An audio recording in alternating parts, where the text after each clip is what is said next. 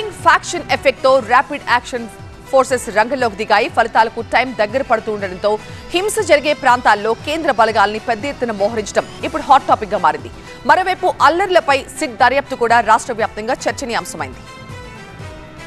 ఏపీలో పోలింగ్ తర్వాత జరిగిన ఫైటింగ్ ఇప్పుడు దేశవ్యాప్తంగా హాట్ టాపిక్ గా మారింది. పల్నాడు, తిరుపతి, అనంతపురం జిల్లాల్లో జరిగిన ఫ్యాక్షన్ రాష్ట్ర ప్రజలను భయభ్రాంతులకు గురిచేసింది.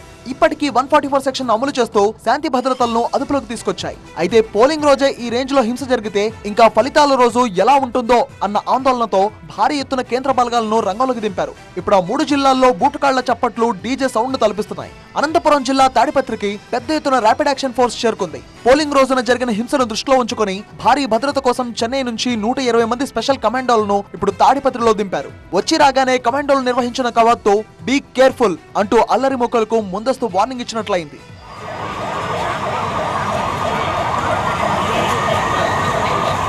వారికోస్ వెయిన్స్ వ్యాధికి కేవలం 30 నిమిషాల్లో చికిత్స. కాల్ చేయండి 9989527715.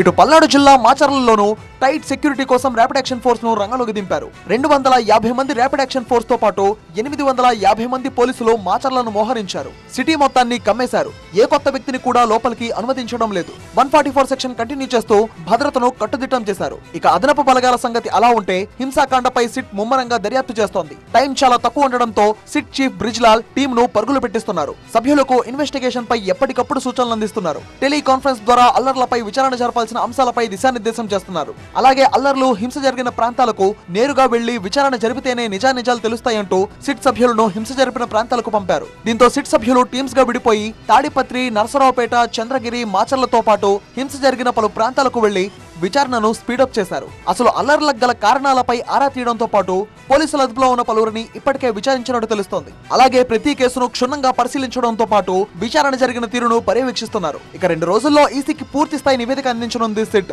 అందులో భాగంగానే డీజీపీతో భేటీ అయ్యారు సిట్ చీఫ్ వినీత్ బ్రిజ్లాల్. తాజా పరిస్థితులు, విచారణ జరుగుతున్న తీరుతో పాటు ఈసీకి ఇవ్వాల్సిన నివేదికపై ప్రధానంగా డీజీపీతో చర్చించారాయన.